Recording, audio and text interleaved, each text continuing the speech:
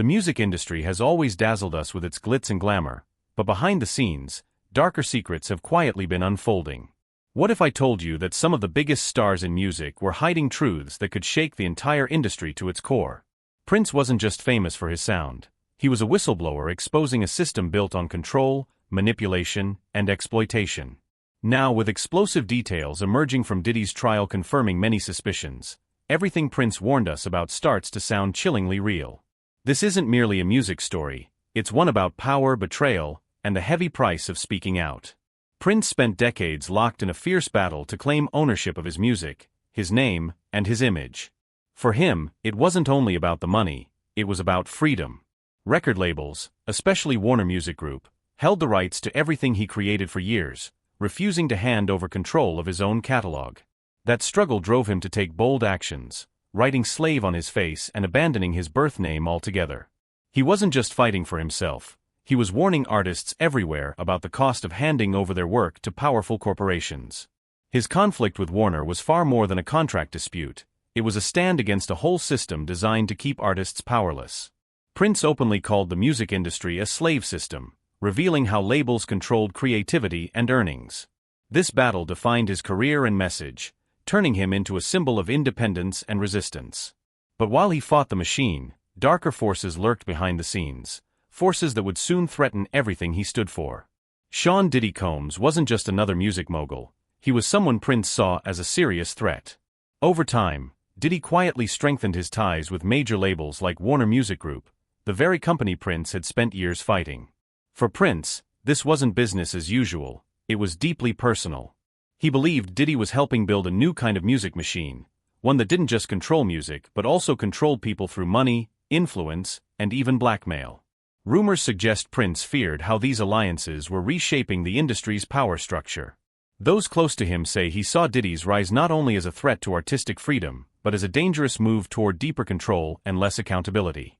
Behind the scenes, whispers of coercion and manipulation connected to Diddy's inner circle painted a grim picture, one Prince warned about tirelessly.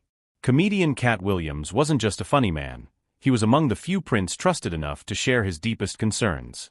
According to Cat, Prince warned him about powerful figures like Diddy and Jay-Z, claiming to have evidence, videos, names, and events that could destroy careers if exposed. Prince didn't just talk, he recorded his own experiences, not for amusement but for protection. He wanted a clear record of who was present and what happened, especially when pressure and manipulation were involved. The theory goes even deeper.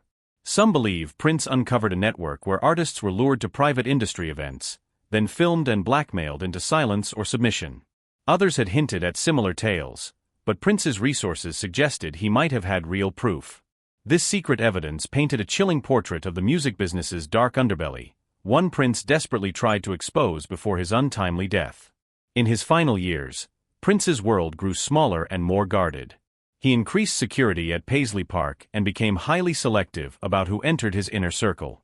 These changes weren't only about privacy, they were fueled by real fears about the industry's darker side.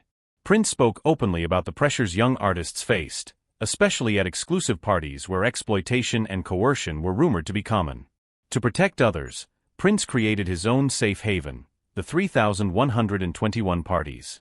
These events provided artists with refuge from the exploitative, dangerous atmosphere of typical industry gatherings. While the industry's notorious freak-off parties reportedly pushed young talent into harmful situations, Prince's events were places where creativity and genuine connections flourished. His warnings were more than just cautionary, they were a call to fix a broken system before more damage was done. Prince's story isn't just about one artist's fight, it reflects a music industry torn between exploitation and independence. His battle against powerful figures like Diddy exposed a clash between corporate control and artistic freedom, a conflict that continues today. As the Diddy trial uncovers hidden truths, Prince's warnings sound less like paranoia and more like prophecy.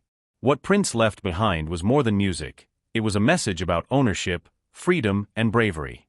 His legacy challenges artists and fans alike to look beyond the surface and question who really holds the power. The truth Prince fought to reveal may have been silenced once, but with each secret uncovered, his voice grows louder. The story isn't finished, it's just getting started.